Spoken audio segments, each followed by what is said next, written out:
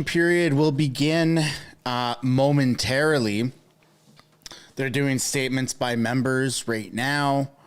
We've got several minutes before it begins, but let's take a look. Little early access as to what's going on behind the scenes, and I'd like to encourage you to give a like and subscribe if you haven't yet. This is my House of Canada channel, not Mistersunshinebaby. So just so there's no confusion there, I got multiple channels. Yeah, why not drop a subscription? Here we go. Good to see so many, I should say, not really a break, but constituency time. We're very busy summers for a lot of us, and good to see so many familiar faces on all sides of the aisle and be able to. Today we rise in speaking in regards to Bill C-49, an act to amend the Canada, Newfoundland and Labrador Atlantic Accord Implementation Act and the Canada, Nova Scotia Offshore Petroleum Resources Accord Implementation Act, and to make consequential amendments to other acts. It has a lot to do with Atlantic Canada. This bill will have direct effects on development within Atlantic Canada and the region throughout. I think a lot of things about the bill may be intended well, but the consequences of the bill and the realities of the bill as it is written could have devastating consequences for the resource sector of not just our region, but also have an echo effect across the country. I think it's very important, Mr. Speaker, that we get the balance right and that we take the time to get the bill right and fix the bill. And if we can't fix the bill, then do everybody a favor and make sure the bill doesn't pass in its current form. Because without amendments and without these concerns being addressed, this could lead to a lot of unintended consequences that could have devastation economically throughout the region and for much of the country. I come from the beautiful province of New Brunswick. It is an outstanding province. In fact, it's a place that the half has not yet been told and its potential has not yet been nearly realized. And part of us realize... I'm just going to pause the chat for a second here. I just want to take a moment to give a shout out to my wife and my daughter. They go to this local community event during the day, this like free thing, and they put a bunch of toys out for children and things like that and parents for them to play in the gymnasium. And my daughter just took her first steps ever right now. I'm looking at the video that my wife just sent me, and she just took her first steps and walked forward right now. And so yeah, I'm just I'm looking at the video right now. I don't want to share it because my daughter's face is in it, and we've told ourselves we're not doing that. But yeah, just shout out to my kid learning how to walk, man. That's awesome. I'm super happy. To our energy security going forward. And one thing we know, Mr. Speaker, is if we don't get energy security right and we don't get food security right, they do inevitably and directly affect national security. So it's so important that we get these questions right and make sure that we pass bills that enhance our energy security and our food security, not hamper it. And this bill, as it is written, will go and cause, I believe, a lot of hurdles for developers as they look at coming into our region. Took her first steps while I'm on stream, eh?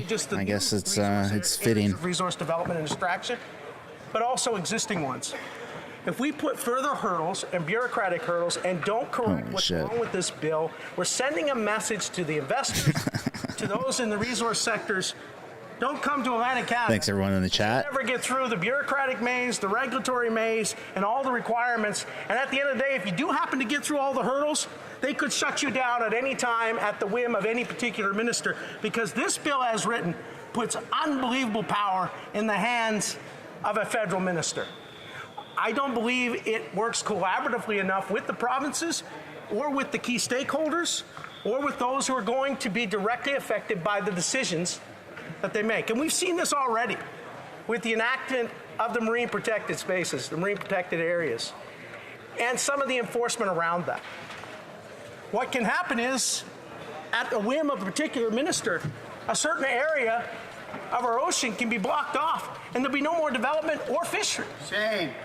This is bringing devastating consequence to our harvesters, to those in the fishing sector, as well as to those in the energy sectors.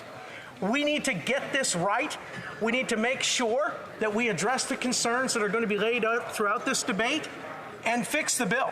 And if this bill cannot be fixed, We must not pass it because the consequences of this going through could be devastating to a region that already has tremendous economic headwinds against it. We have huge potential. And I speak on behalf of fellow Atlantic Canadians who we do have a great love for our environment and a great care for our natural resources. We do believe you can do both. You can protect your environment and responsibly develop your resources, and you can do it hand in hand and not at the cost or devastation of one sector. It's time we got the balance right.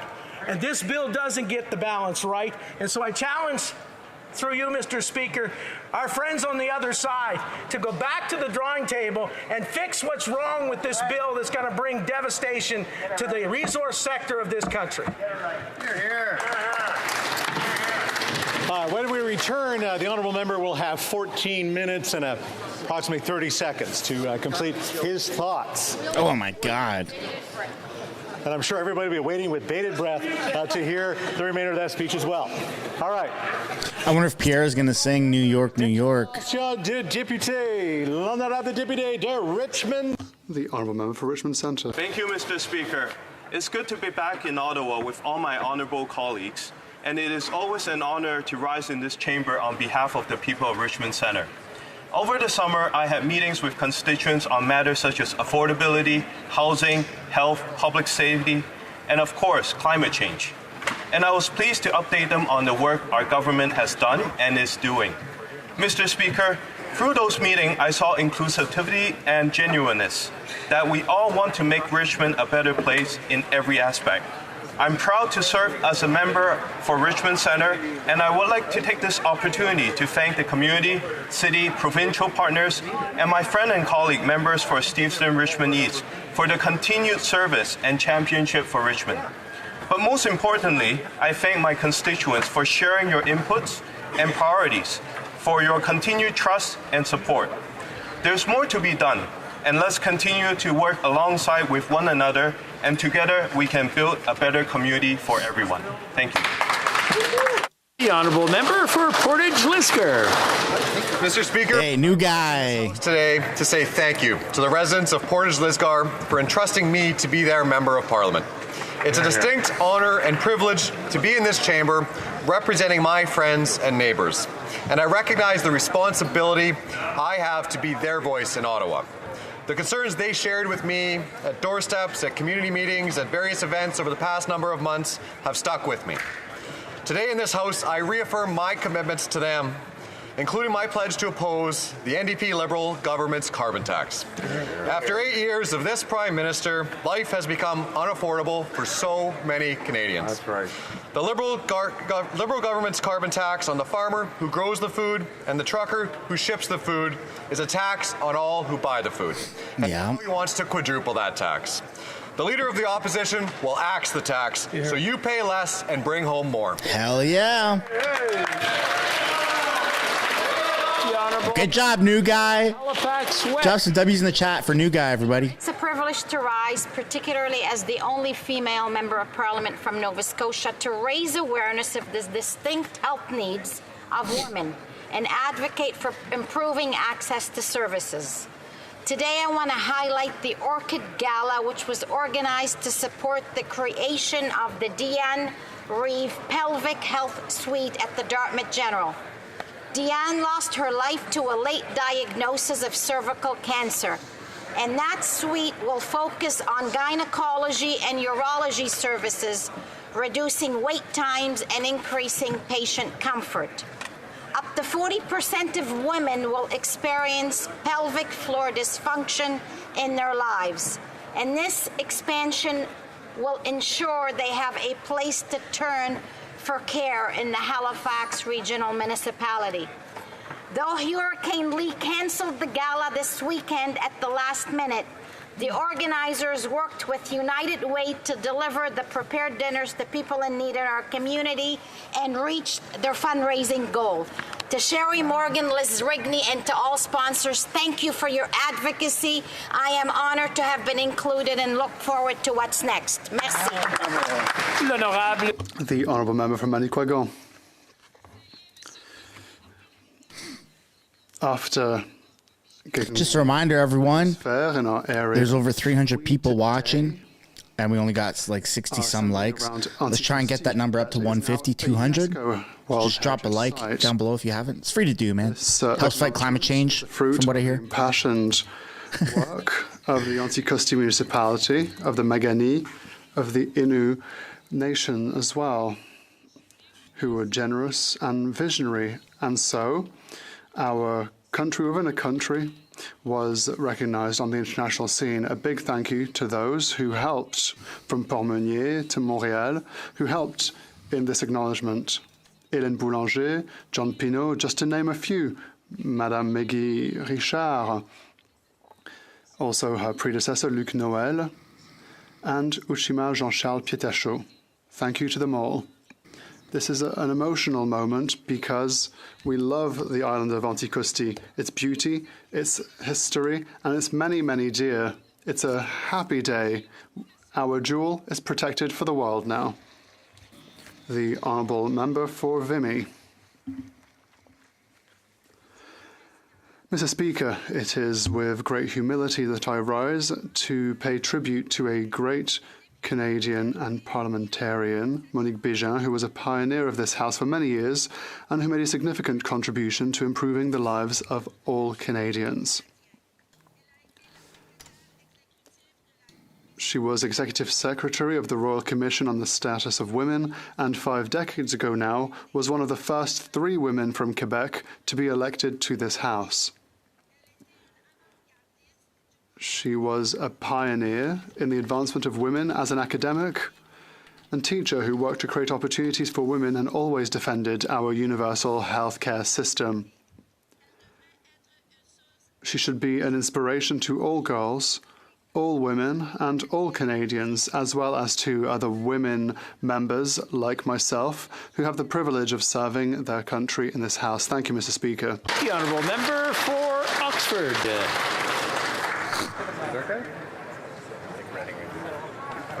Mr. Speaker, it's an honor of a lifetime to be able to serve the hardworking people. Hey, other new guy. Oxford is a great community full of doers. We have the best farmers, best auto workers, amazing truckers, and great Canadians that want to roll up their sleeves and get to work. But Mr. Speaker, after 8 years of this Liberal NDP government, Canadians are working harder and harder but barely getting by. The dream of home ownership is now fading away. The cost to buy a home has doubled. Mortgages have doubled. Rent has doubled. The amount needed for a down payment has doubled.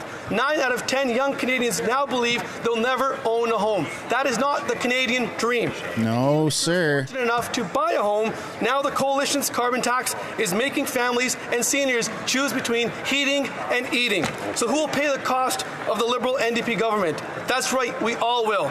The Liberal NDP government is not worth the cost. Thank you, Mr. Speaker. No, they are not. W in the chat for the other new guy. Black Creek. Thank you very much, Mr. Speaker. Today I would like to acknowledge Mr. Jimmy Lai. Look at her reading her script, monotone. Imprisoned in Hong Kong. Mr. Lai is a well-known supporter of the Hong Kong pro-democracy movement and the founder and owner of Apple Daily, one of Hong Kong's most popular Chinese language newspapers, until its forced closure in June of 2021. Since 2020, Mr. Lai has been imprisoned in Hong Kong for exercising his right to freedom of expression and peaceful protest, his advocacy for democracy in Hong Kong, and his journalism and writings. He is currently awaiting trial under the controversial national security law and sedition laws in relation to various Apple Daily publications and is at risk of facing life imprisonment.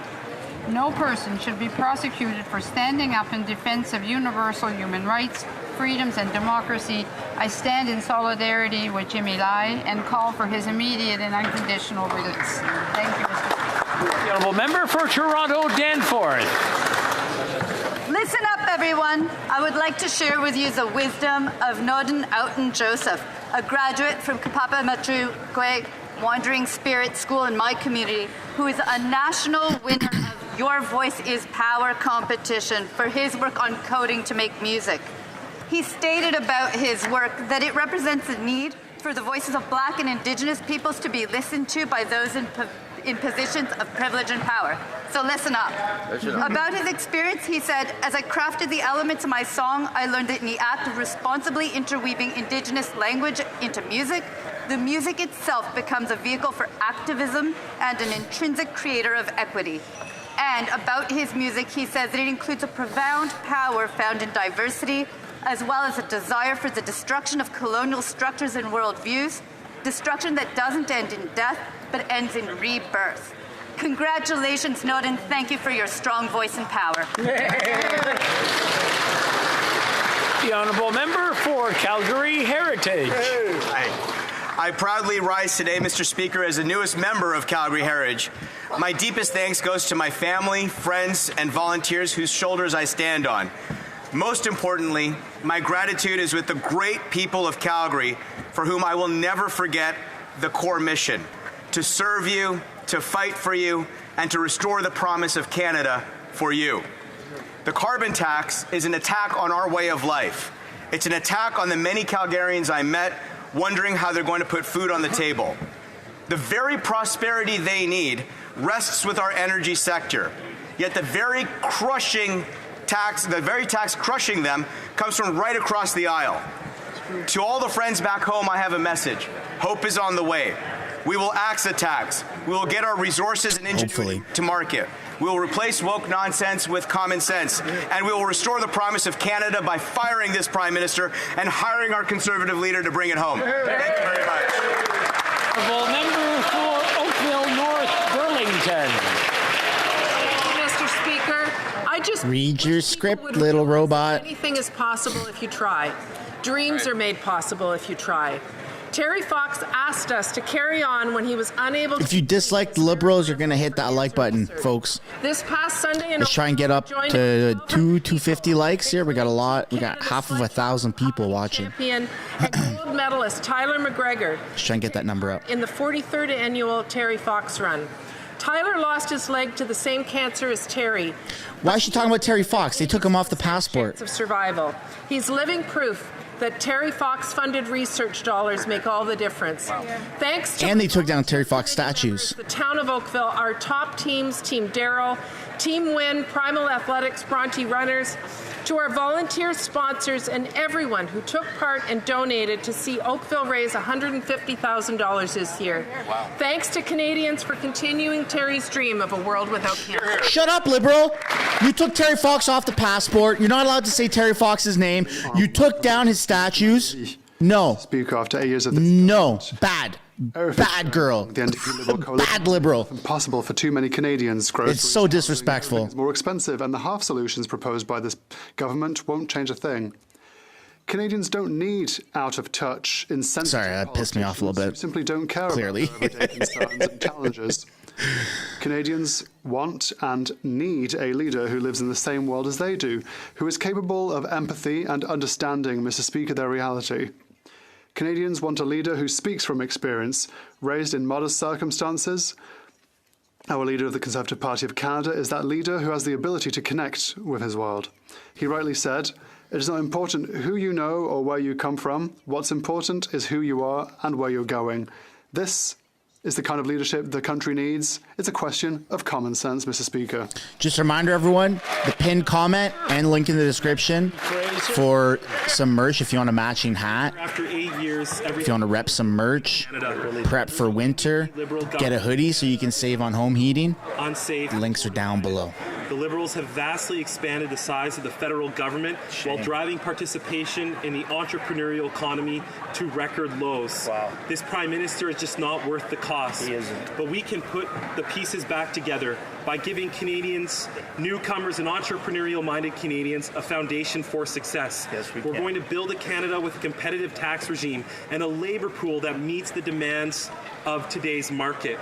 Instead of brushing off small businesses and labeling them as tax cheats, we're going to support them by creating an environment where they can thrive. Yes, we are. We'll be a government that spends within its means, leaves more in the pockets of hardworking Canadians, and one that lets them get ahead. We're going to bring back the Canada we know and love. Let's bring it home. Amen. The Honourable Member for Glengarry Prescott Russell. Mr. Speaker, I rise in the House to recognise the remarkable people of Glengarry Prescott Russell. To honour 20 outstanding individuals that have dedicated hours upon hours to improve the communities they call home. Le bénévolat est au cœur de nos communautés. Volunteering is at the heart of our communities. Without these people, there would be no music concerts, no baseball leagues for our young people, no fundraising for social causes, monuments to the francophonie in our villages, and so on. I'd like to thank everyone who took the time to nominate these people. So Bernard Boulris, André Brisson, Elizabeth Cadell, André Chamaillard, Robert de Boyer, René Baird, Lia Cotte, Alain Huppé, Connie Johnson, France Lamarche, Denis Tardif, Muriel Lanty, Pierre Leroux, Don McDougall, Benoît Paré, Nicole Picard, Francis Lauzon, and François and Rachel Sigouin. A big thank you and congratulations. The honourable member for Timmins, James Bay. Well, recently I crossed a new Rubicon in 23 years of public service. I had to ask the OPP to come and answer phones at my office because we were being overwhelmed with threats of violence against me, my staff, my family. Welcome to public life in 2023, where death threats and intimidation are becoming part of the playbook of the far right. And it's not just politicians. We're seeing death threats against journalists, school board trustees, medical professionals. What?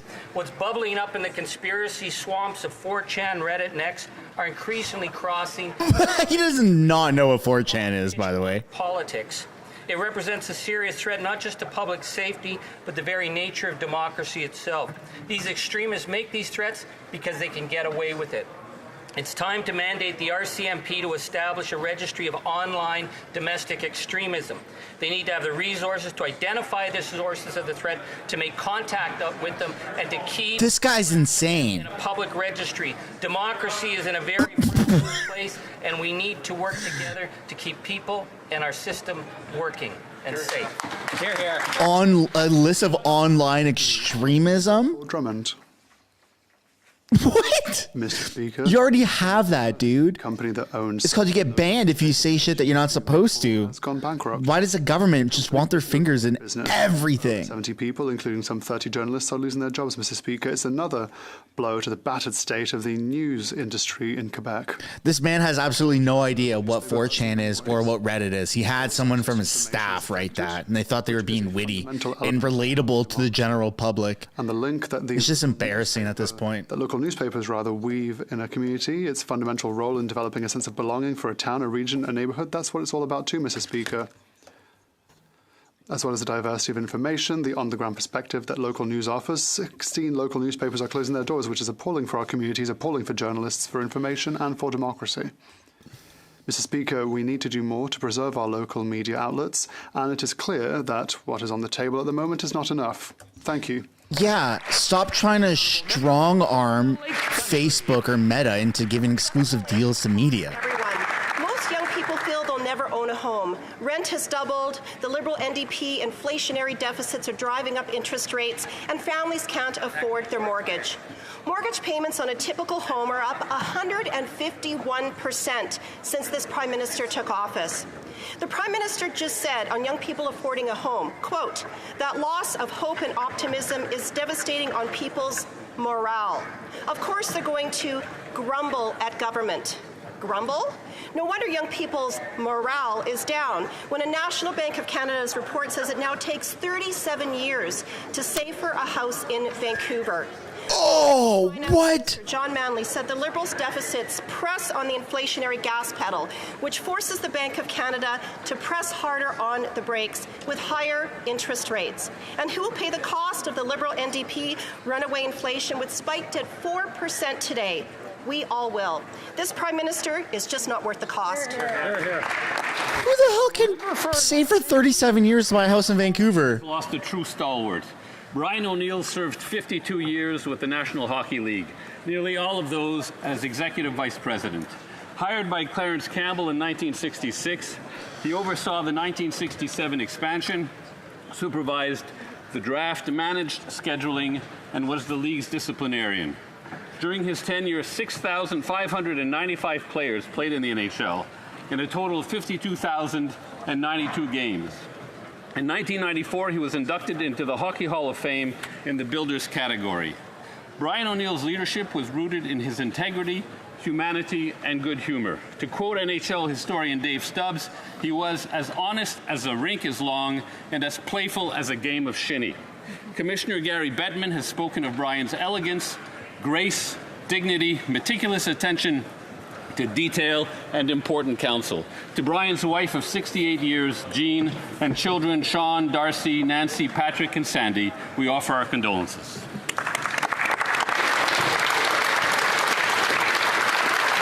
Question orale, oral questions. Questions, Honorable Leader of the Opposition. Here we go, everybody. L'inflation qui accède. Inflation continues to rise. It shows that this Prime Minister is not worth the cost after 8 years in office. Inflation is higher here in Canada than it is in the United States and in Japan. Prices are going up for all products. This Prime Minister said that inflation would go down. Rising inflation is the result of inflationary deficits that the government has created. Now, that money is in the economy, driving up prices. There's even music playing in the background, showing us that it's the end of the world, Mr. Speaker. So here's my question. When will he finally balance the books to bring down inflation and interest rates? The Right Honourable Prime Minister. Mr. Speaker. Mr. Speaker, we know full well that Canadians are experiencing tough times. That's why we're here for them, here to help them. We have brought down daycare costs. We are helping as well with the grocery rebate, which was paid out this summer. These are investments in helping Canadians. That's maybe what the Conservatives would like to slash, but we will continue to be here for Canadians, all while managing our finances responsibly. We have the lowest debt-to-GDP rate in the G7. We will continue to help Canadians and continue to grow the economy. The Honourable Opposition Leader. Mr. Speaker, the Prime Minister has printed money and doubled our national debt. He is causing inflation and then denying it. I warned him about this 3 years ago, and I warned him 5 months ago that inflationary deficits would cause the problems we're experiencing today.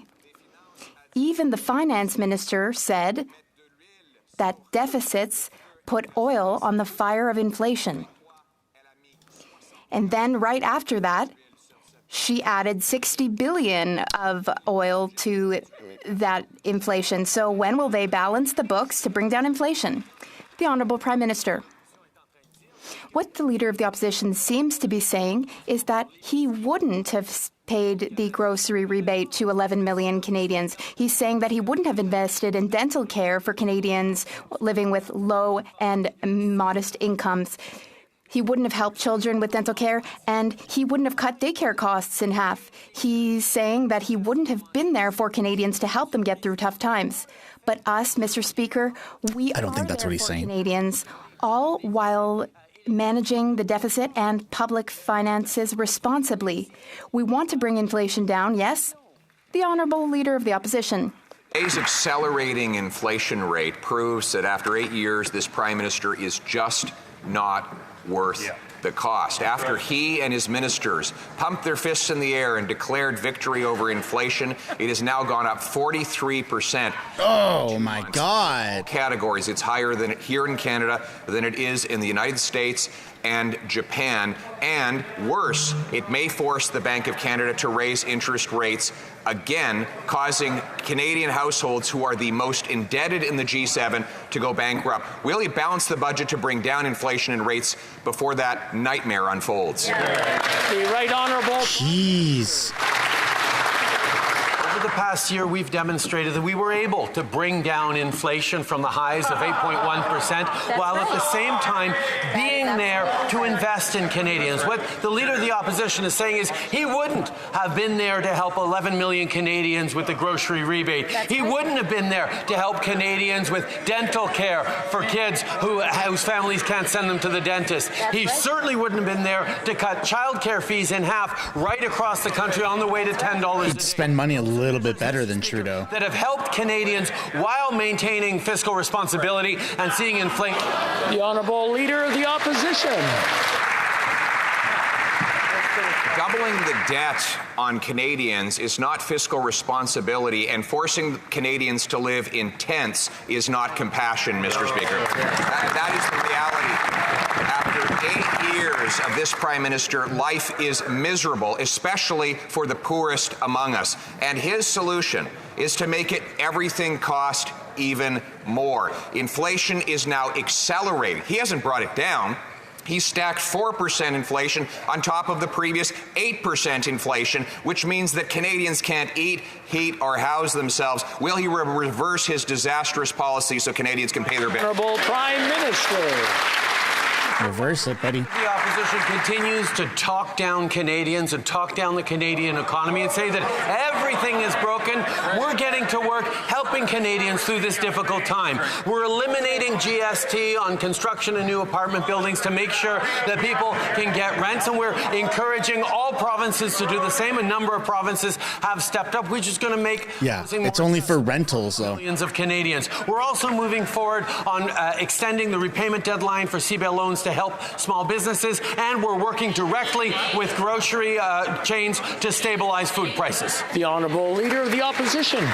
One of the ways that this Prime Minister doubled housing costs was by flooding the economy with $600 billion of newly created cash, which bid up the price of homes, forced Canadians to overpay, and then many bought at rock-bottom low rates because he promised that they would never go up. His inflationary deficits pushed them up, and now 1/5 of all Canadians are actually unable to pay the interest on their mortgages. Their mortgages are growing in size. When they renew, it will be at a bigger principal at a higher rate. Yeah. How many Canadians will go bankrupt, and will we have a mortgage crisis when that happens? Yes or no?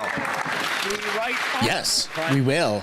At this rate, absolutely. Are struggling right now. I heard from a mom from Oakville who actually said that her mortgage costs went up the same amount as her childcare costs came down. Thank God they canceled each other out, but people should be doing better. That's why we're going to be able to continue to be there for Canadians. Oh, everyone is booing him. Everyone sees through the BS now. Quick reminder to drop a like on the stream, everybody. Let's try and get to 500 likes right now, if not more.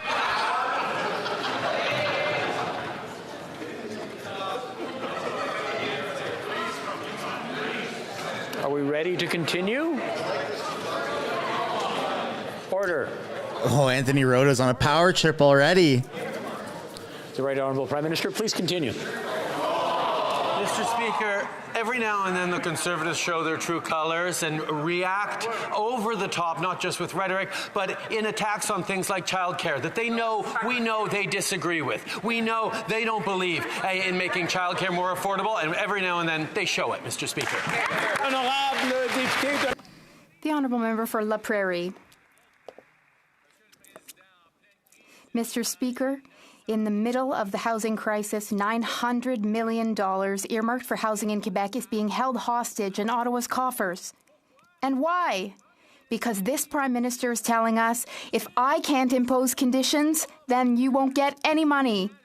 Mr. Speaker, there's only one question that the Prime Minister should be asking Quebec, which is, to which bank account should I transfer the funds? That's it. It's simple. We're in a crisis, and the Prime Minister is delaying $900 million worth of housing starts. So I make an appeal to his sense of duty and responsibility. Will he finally release the money? The Right Honourable Prime Minister. Would be nice, eh?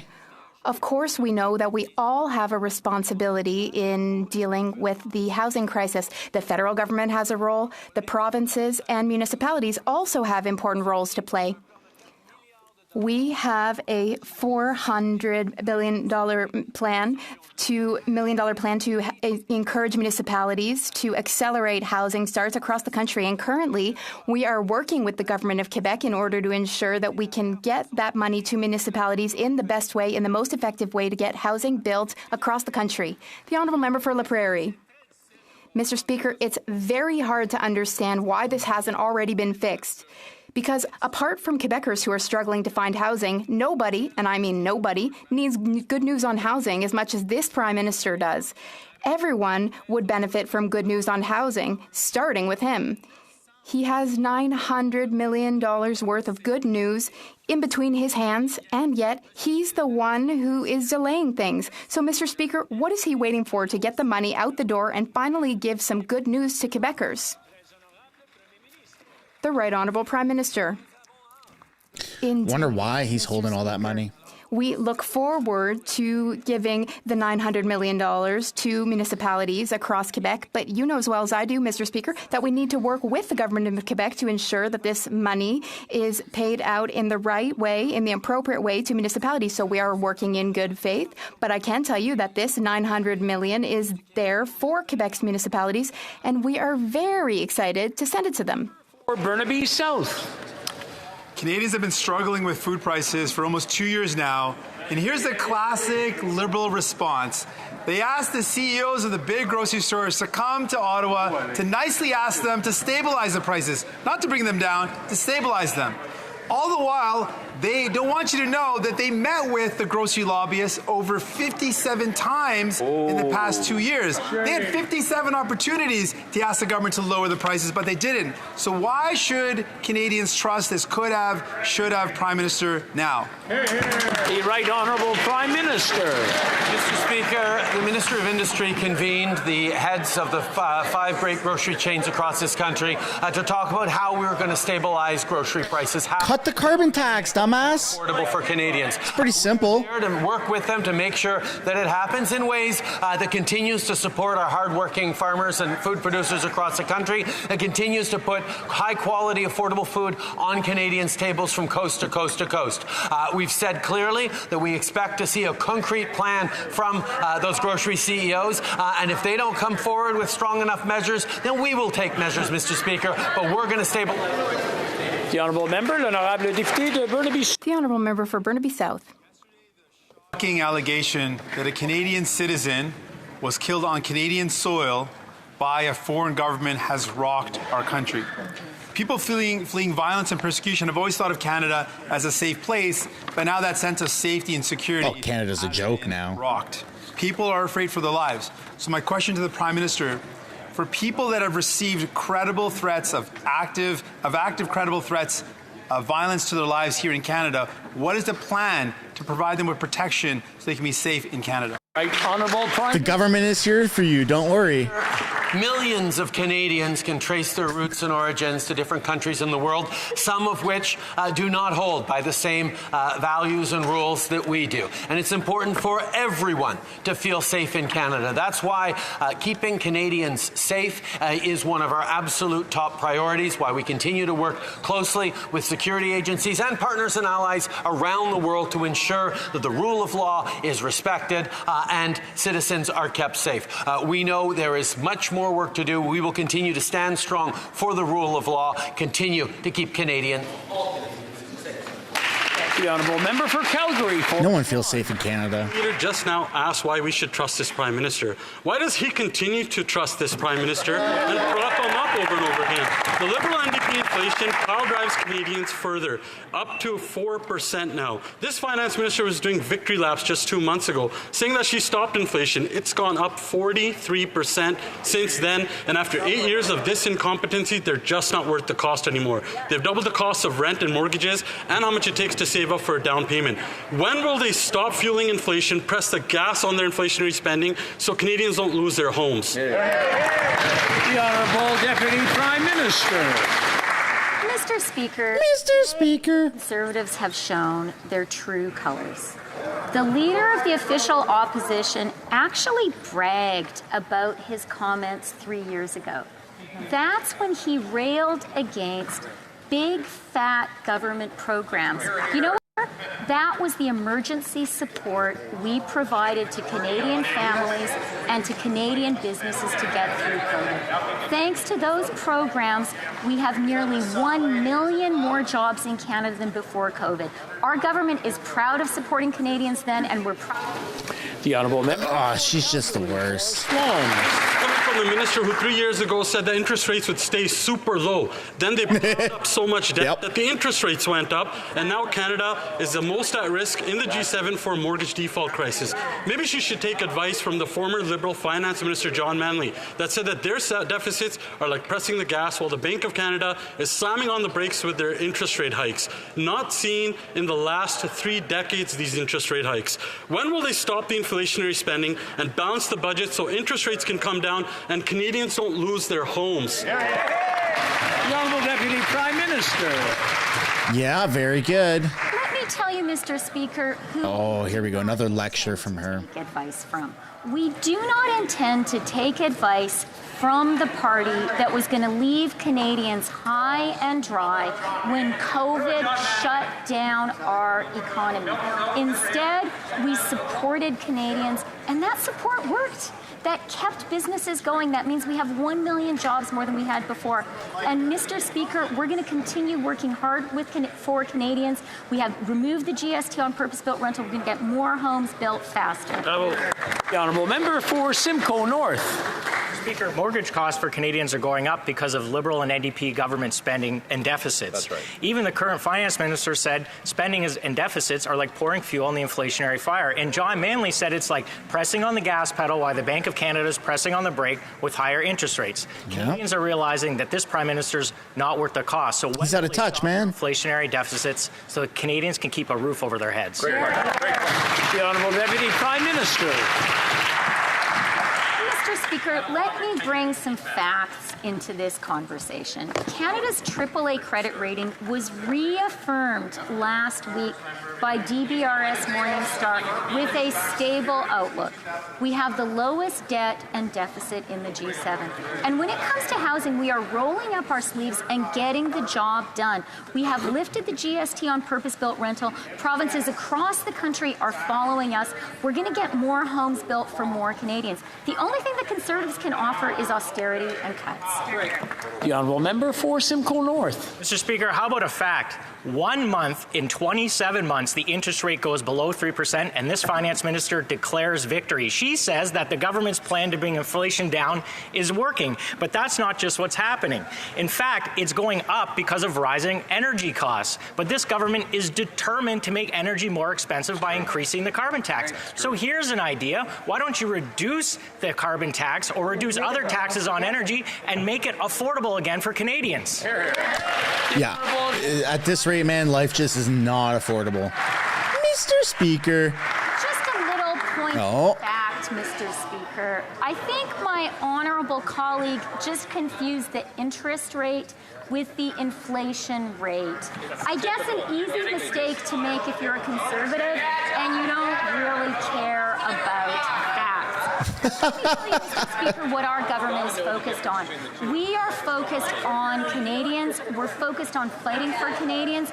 That's why, together with our industry minister, we met with the leaders of Canada's grocers yesterday, and we said, stabilize prices now, and we're going to make sure that happens. L'honorable député de Louis Saint-Laurent.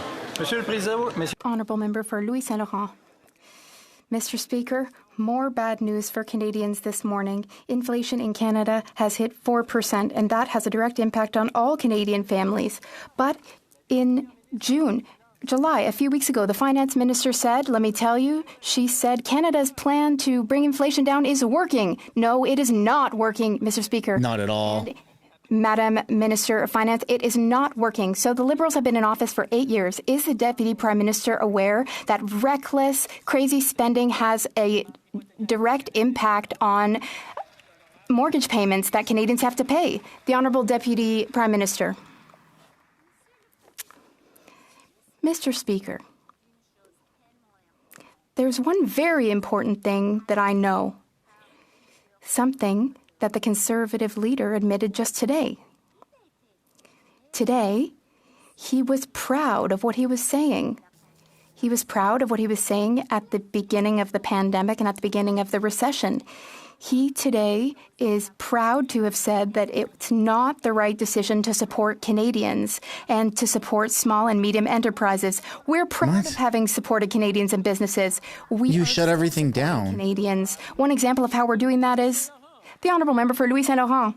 Mr. Speaker, the very least we could say is that the Deputy Finance Minister has a very short-term memory. She doesn't even remember that 2 months ago she said her plan is working, but it is not working. Holy shit, So here's my question. Does she remember who said, and I quote, The French Conservatives, man, are ruthless. oil on the fire of inflation? And do you know who said that, Mr. Speaker? Let me tell you, the Finance Minister and Deputy Prime Minister of Canada. She's the one who said that. But here's my question for the Industry Minister.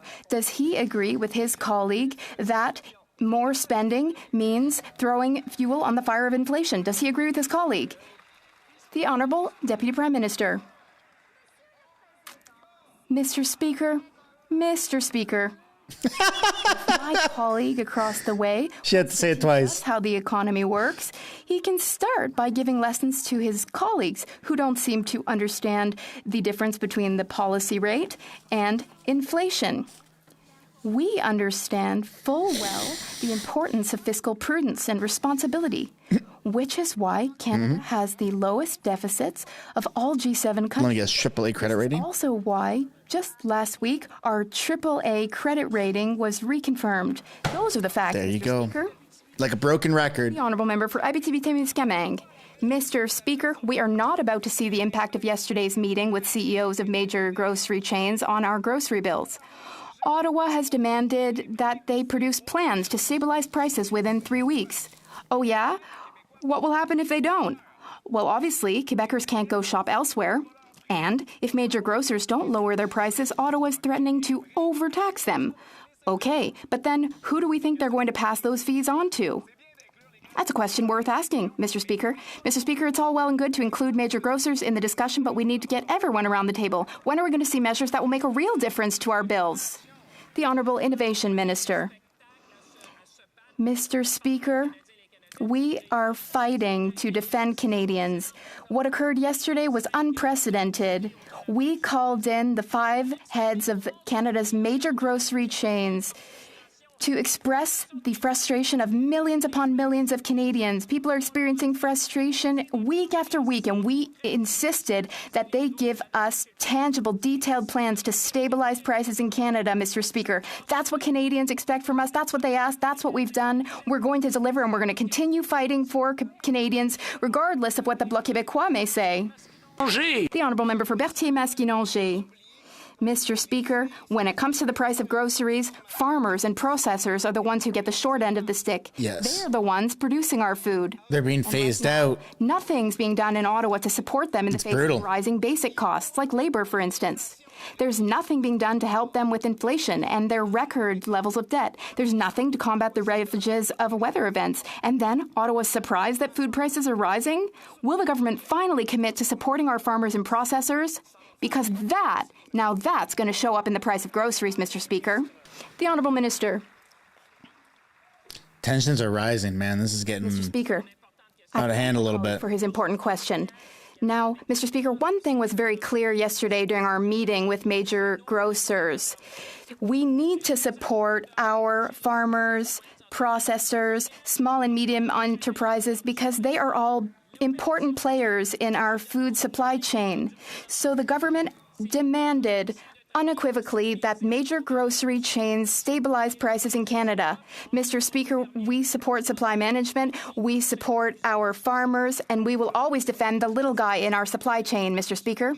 The Honourable Member for Berthier-Masquinongé.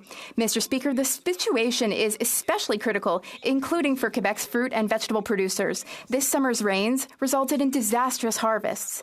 Mr. Speaker, the federal government needs to provide emergency assistance to vegetable growers. And I'm telling you, if the federal government doesn't intervene, farms will disappear, and you will see. That's what they want, though. That's what the Canadian government wants. Food prices. Will the government act responsibly? Will the government stand up for our fruit and vegetable producers before it's too late? The Honourable Agriculture Minister. I appreciate my honourable colleague's question, and my sympathy certainly goes out to the farmers with the weather we're facing in Quebec and right across this country. And we have, of course, the CAP program, the Business Risk Management program, which we work with the provinces and the territories right across the country. And my honourable colleague is well aware that the province applies to just tabulation, sent it into the federal government, and we make sure that we compensate the farmer. and we will continue to do that, working hard with farmers to make sure that they are able to continue. Thank you. The honourable member for Peterborough Kawartha.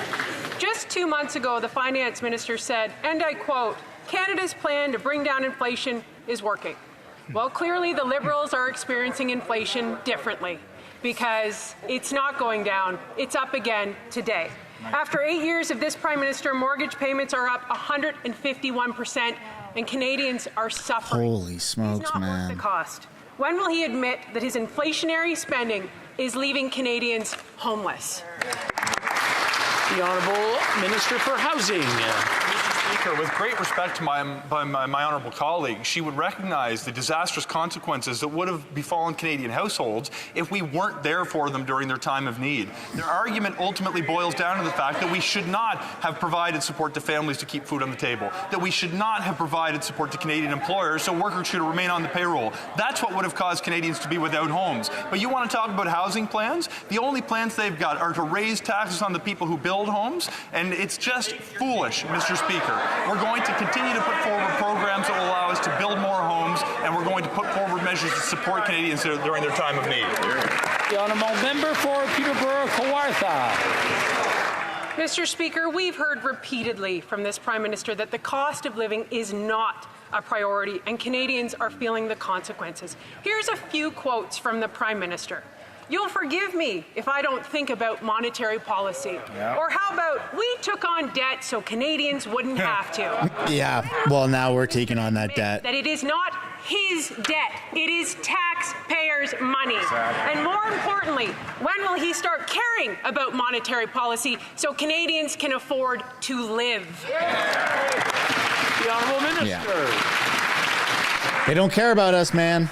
Fascinating, the Conservatives' newfound interest in making life more affordable for Canadians. What's funny, Mr. Speaker, is she doesn't realize that many of her colleagues voted against the Canada Child Benefit, which puts more money in the pockets of 9 out of 10 Canadian families and stops sending child care checks to millionaires. They oppose increases to old age security for seniors when they turn 75. They oppose increases to the Canada Student Loan and Canada Student Grant programs, and they oppose increases to the Canada Workers Benefit. You can't be fooled, Mr. Speaker. Their record in government was lower wages, higher unemployment. We've turned the ship around. We will be there to support Canadians in their time of need. The honourable member for Sarnia-Lambton.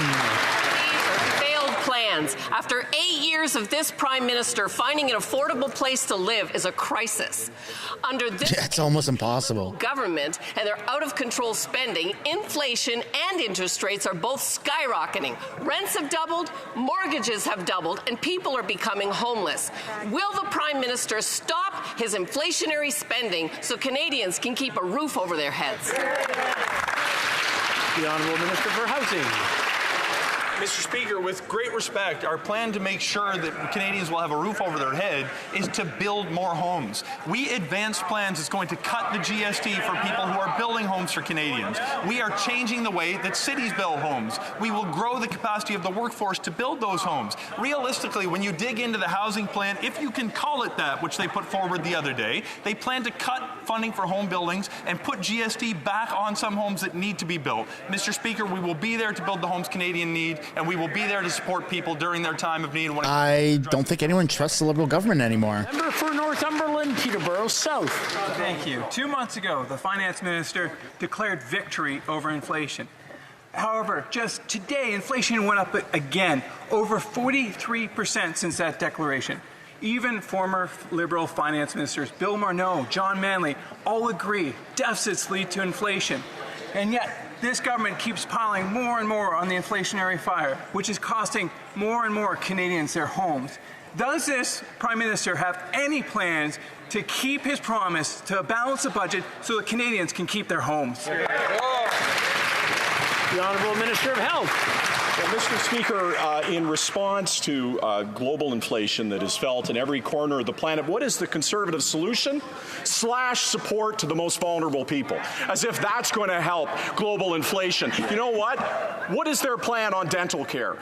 We are having the opportunity for 9 million Canadians who don't have the opportunity today to have good oral health, to make sure that that's not only a matter of dignity for them, but it's also a matter of prevention, and they're going to fix global inflation by by taking away dental care?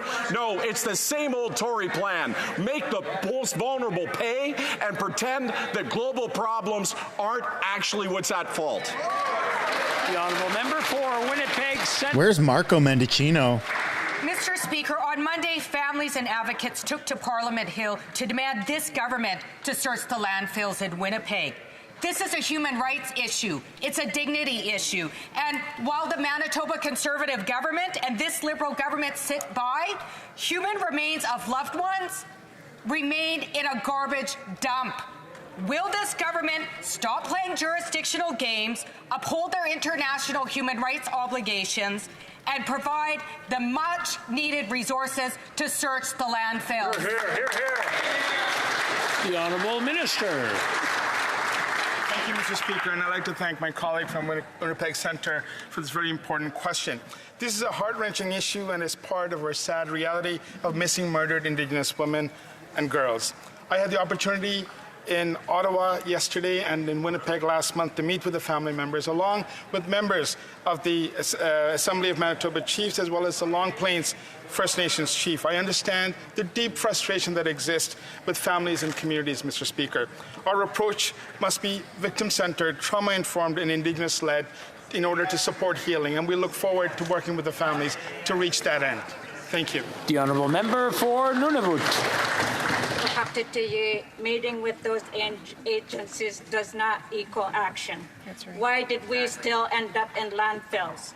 This government's response to MMID WG2S plus crisis is not enough. The NDP is working with families, survivors, and advocates to push for a red dress alert. Because should we go missing, we must be found. When will this government stop stalling and implement a red dress alert system to save lives? The Honourable Minister for Crown Indigenous Relations. Thank you, Mr. Speaker, and I'd like to thank my colleague opposite for that very important question.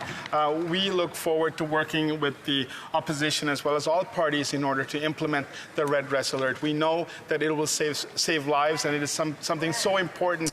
Yeah, I mean, it's a pretty big thing, the red dress alert. National tragedy of missing Indigenous women and girls, and we will continue to work in order to ensure that women are protected, Indigenous women are protected across the country. Thank you. The honourable member for Surrey Newton. Mr. Speaker, I commend the Minister of Labour for his leadership during the longshore workers' strike in British Columbia. Workers in Surrey Newton and across the country have been loud and clear that they support the legislation to ban the use of replacement workers. This morning, workers gathered on Parliament Hill to call for legislation as soon as possible. Can the Minister tell us if and when this government will prohibit the use of replacement workers in federally regulated industries? Minister of Labour. Mr. Speaker, the Member of Parliament from Surrey Newton can tell his constituents exactly what I told workers who gathered on Parliament Hill this morning. We will table legislation to ban replacement workers this fall. Because we believe in collective bargaining, because replacement workers distract from the table, because they prolong disputes, because they poison workplaces for years afterwards. And Mr. Speaker, I hope that all parties in this House, as they did for paid sick leave, will join us and vote unanimously to ban replacement workers. Thank you, Mr. Speaker. The honourable member for Foothills. 8 years of this Liberal NDP government. All right, let's go, buddy. Can't afford this. Let's pick up the pace a bit. On Friday, the parliamentary budget officer said by 2030, Canadian farmers will be paying close to $1 billion in carbon taxes alone. Wow. Carbon taxes that are driving up inflation. Do you know who's paying for that inflation? Canadians. Right. Canadians are paying the price. The cost of apples up 61%, carrots 72%, potatoes and oranges up 77%. Will the Prime Minister axe his plans to quadruple the carbon tax so Canadians can afford to feed their families? The Honourable Minister of Agriculture. And I appreciate my honourable colleague's question, but I think my honourable colleague realised, like when Hurricane Fiona hit eastern Canada, it destroyed Burn. This guy needs to go, man. He's like 102 years old. It costs enormous amount of money. It's quite obvious that we have to do something about the environment, and we are doing something about the environment. And I know my honourable colleague is well aware the farmers stand with us to do something about the environment. Thank you, Mr. Speaker. Farmers do not stand with Liberals. Well, I'm glad the new Minister of Agriculture still believes that farmers support the carbon tax. He's out for a rude awakening. Yeah. But the previous agriculture minister said that's a nicer way to put it. Pass a law that will reduce the price of food. Well, I've got great news. She was wrong. The Prime Minister can reduce the cost of food right now by axing his inflationary carbon tax, which is driving up costs on farmers, on processors, on truckers, and on Canadian consumers. Inflation is up another 4%, and a quarter of Canadian families are skipping meals because they can't afford food. How much will Canadians have to pay to feed their families when he quadruples the carbon tax? The Honourable Minister of Innovation. Mr. Speaker, we will take no lessons from these conservatives. The leader of the opposition, we advocate for... This guy's so funny. Up to groceries, Canadians are saying thanks, but no thanks, leader of the opposition. We know what we're doing, Mr. Speaker, and yesterday was the first steps. We call on the big groceries to be part of the solution. We express the frustration of millions of Canadians.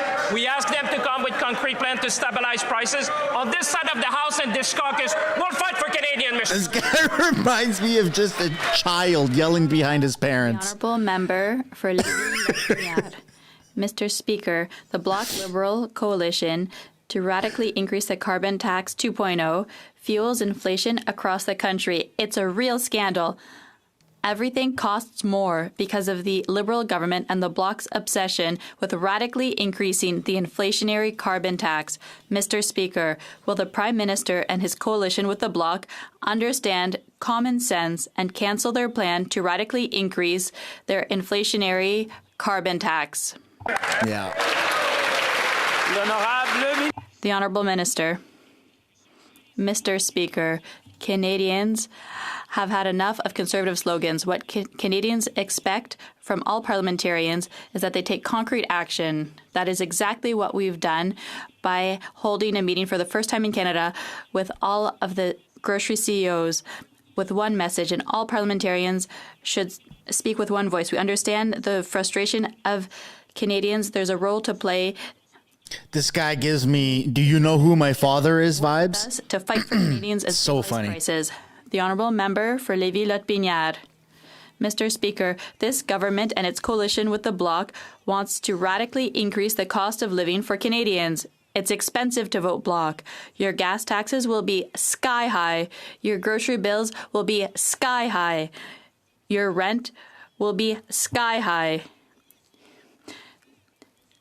Mr. Speaker, will the government reject the Bloc's demand to radically increase the inflationary carbon tax at the expense of Quebecers because the Bloc blocks common sense? Yeah, there you go. But I don't think they should be going after the Bloc. They should be going after Liberals. The Honourable Minister of Transport. Oh, here we go. Pablo Escobar.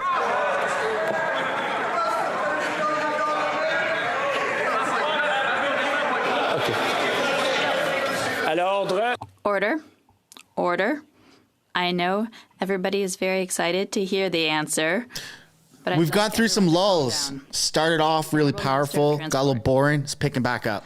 Well, Mr. Speaker, we've heard a whole block of silly things. When you order Pablo from Wish in 2023, not having you get this guy. A plan for climate change, that makes no sense. In 2023, having assault weapons in our streets, that makes no sense. In 2023, having women's rights go backward, that makes no sense.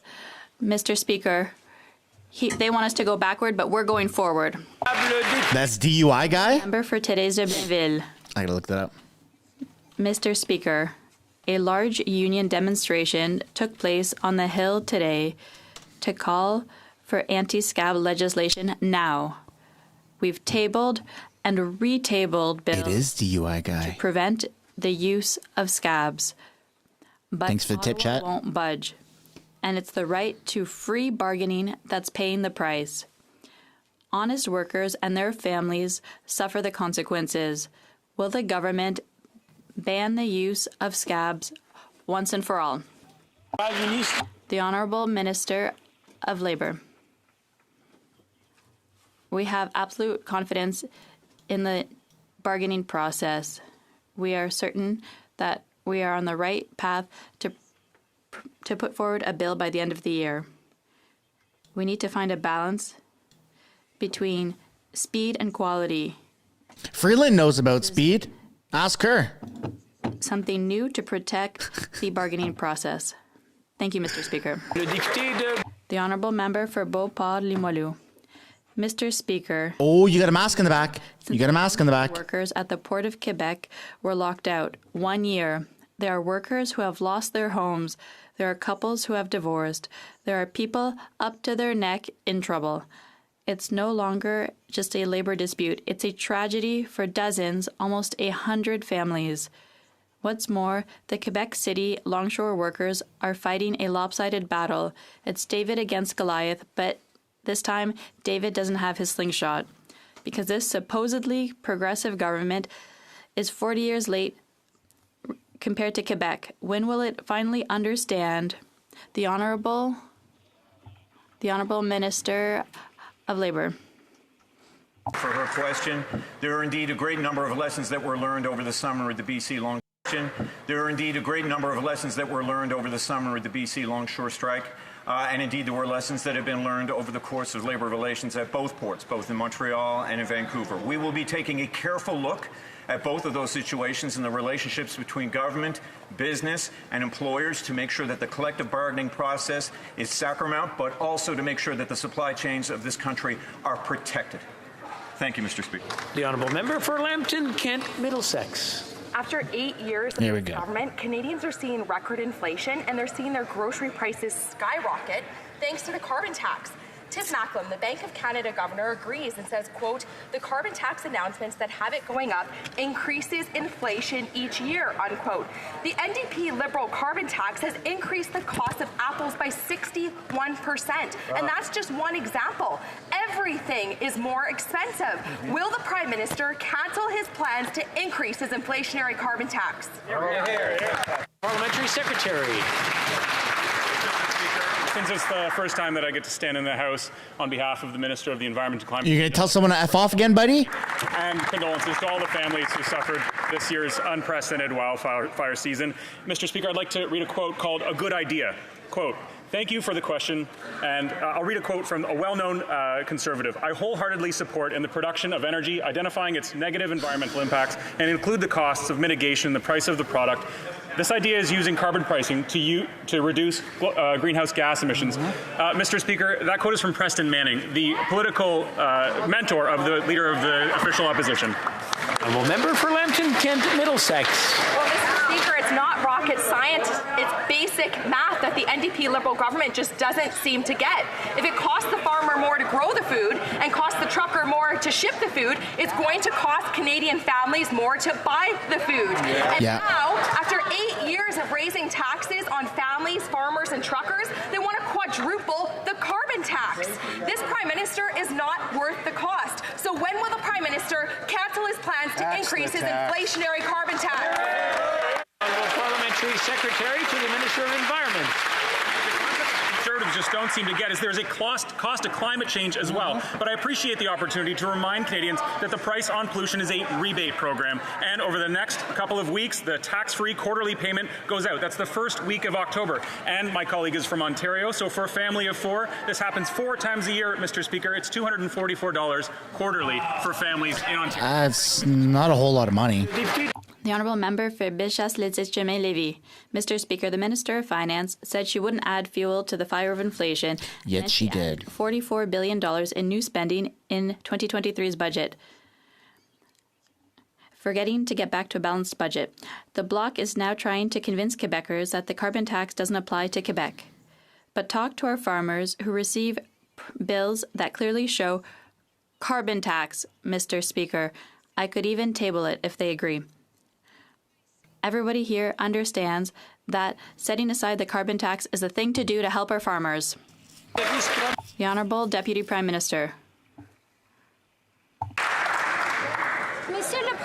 Mr. Speaker, I am not a Quebecer or a Francophone, and clearly I'm not a Bloc MP. But I know one thing about Quebec, and it's that the nation of Quebec is Canada's leader on the environment. It is Quebec that is a leader on climate action. Our government understands. Our government admires Quebec's leadership on the environment. We understand that the Honourable Member for Pontiac, Mr. Speaker, for many families in my riding, the cost of living isn't easy, and they're having a hard time making ends meet. It's especially difficult at the grocery store. We see prices going up. But, Mr. Speaker, what gives me hope is the discussions that are happening now with the Minister of Innovation, Science and Industry, who called grocery CEOs in to have discussions on how to stabilize prices. So could he inform this House? Yeah, it didn't really do much, though. Discussions. The Honourable Minister of Innovation. Mr. Speaker, I thank my colleague for her question. It's an important one. Mr. Speaker, there's empathy in that question. Understanding Canadians who are going through a difficult time at the grocery store. That's why, with the Prime Minister's call, we brought together grocery CEOs to Ottawa. And for all of this House and Canadians, I expressed people's frustration of seeing grocery prices go up. Mr. Speaker, what I can say is that it's a step in the right direction. CEOs committed to working with us on a concrete plan to stabilize prices. Mr. Speaker, we will continue to fight for all Canadians. Honourable Member for Calgary Midnapore. Mr. Speaker, after 8 years of this Liberal NDP government, Canadians simply can't afford this Prime Minister. 20% of Canadian families are skipping meals, half of Canadians are living paycheck to paycheck, and credit debt is at an all-time high, with the average non-mortgage debt being $21,000 per consumer. So will this Prime Minister show some compassion for Canadian families and cancel the costly carbon tax? Who's going to stand up? Sure. As it's my first opportunity to rise as the Minister for Families, Children and Social Development, I'd like to thank the residents of Canada-Carleton for putting me in this House and the Prime Minister for his confidence. Mr. Speaker, we are building a You're going to be a scapegoat, lady. You just wait. Care that is affordable, inclusive, and high quality. This is literally putting hundreds of dollars back into the pockets of Canadian families. This is transformational, Mr. Speaker, and we will continue to work with the province and territories to make sure this happens. Thank you. The Honourable Member for Calgary Midnapore. And, Mr. Speaker, that minister is part of the problem. After 8 years of this Liberal NDP government, Canadians simply can't afford this Prime Minister. Even the Governor of the Bank of Canada agrees that his costly tax on gas and groceries is increasing inflation. 20% of Canadian families are skipping meals, but this Prime Minister thinks nothing of spending $10,000 a month on groceries. So why doesn't he show some compassion for the Canadians who put food on his table and axe the tax?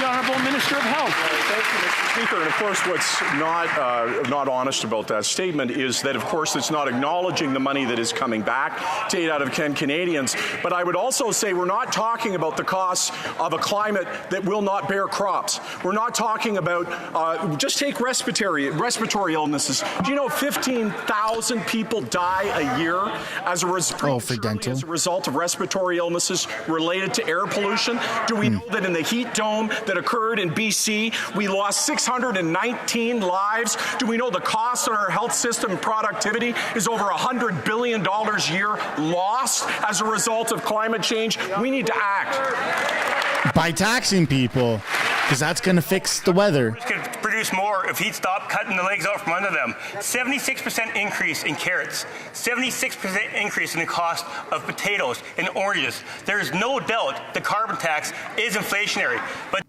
each year, Mr. Speaker, when you tax the farmers that grow the food, when you tax the truckers that truck the food, that increases the price of food across the country. This Prime Minister is not worth the cost. When will this Prime Minister and his NDP government cut the carbon tax so Canadians can put food on their table? Yep. The Honourable Minister. Certainly, ensuring affordability is extremely important in the design of a price on pollution, which penalizes polluters, but does so in a manner that 8 out of 10 Canadian families get more money back. But I would just say having a relevant plan to address climate change, including a price on pollution, is required to have a relevant economic plan for the future of this country. Today, I was very pleased to speak on C49 in this House, developing an offshore wind industry that's going to be extremely important for Nova Scotia, Newfoundland, and Labrador. I see across the House a whole range of MPs who spoke against that. My goodness, they're going to need to explain it to the constituents in Atlantic Canada and to the Premier. The Honourable Member for Vaughan Woodbridge. Cut him off. Merci, Monsieur le Président. Thank you, Mr. Speaker. The invasion of Ukraine has underscored the need for many European countries to reduce their reliance on Russian energy and strengthen energy security. Earlier today, the Minister of Energy and Natural Resources was joined by the Romanian Minister of Energy to announce a significant milestone in our two countries' collaboration on nuclear energy.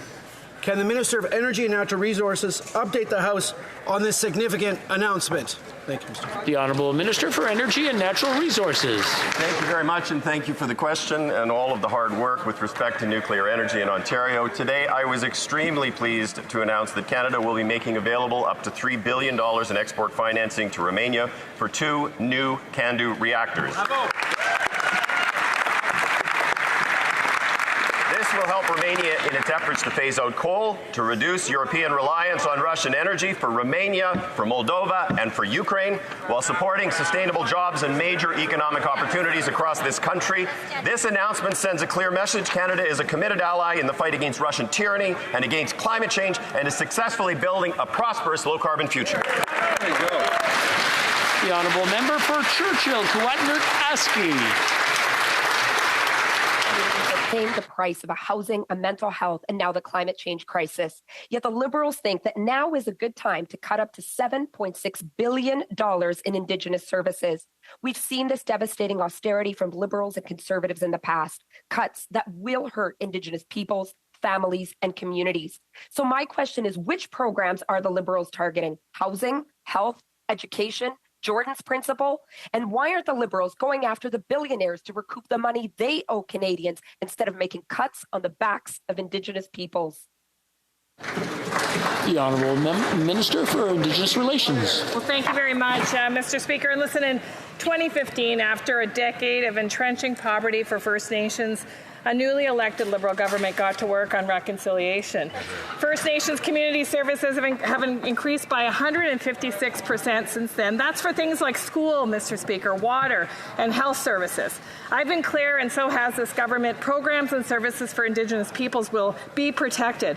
Reconciliation is good, Mr. Speaker, for Canada and for our economy, and it's something that the leader of the opposition, of the official opposition, has never understood. Indeed, under the Harper government, First Nation organizations faced a 65%. The Honourable Member for Timmins. Thanks for cutting her off. Oh, here's NDP. Hurricanes to floods to catastrophic wildfires, Canadians are living the urgency of the climate catastrophe. Yet at the boardroom at Suncor, the only urgency they see is making as much money as possible from burning fossil fuels, even as our planet is on fire. We need better from CEOs like Rich Kruger. So to the Energy Minister, when will this government stop giving a free ride to big oil and institute a credible emissions cap that will hold them accountable and protect the future of our planet? Here, here. The Honourable Minister for Energy and Natural Resources. Thank you for the question. I would say, Mr. Speaker, that it is important in the context of the fight against climate change that every sector of the Canadian economy play a role. That is what we are doing through the emissions reduction plan that we have put into place. Concurrently, obviously, we need to look to take advantage of the economic opportunities that can be enabled through a shift to a lower carbon future. Earlier this week, I was speaking at the World Petroleum Congress, and I spoke very, very clearly to the oil and gas sector about the need to decarbonize, to remain relevant and competitive in a low-carbon future. And certainly we are going to continue that conversation with all of the CEOs in the energy sector and in other sectors. I'm afraid that's all the time we have today. C'est tout le temps que nous avons. I wish to draw the attention of members to the presence in the gallery. How unfortunate. Well, that's where we're going to end it, everybody. Thanks for watching. I want to thank everyone for your attention today for today's episode of Question Period. Make sure to subscribe with those post notifications and tune in tomorrow, same time again, 2 o'clock, 2:15 Eastern, 11:15 a.m. Pacific for another episode of Question Period. Thanks for watching. Again, if you'd like to have matching merch like my hat or my favorite hoodies, link for that is down in the description as well as the pinned comment of this live stream. Thanks for watching, everyone, and I'll see you tomorrow.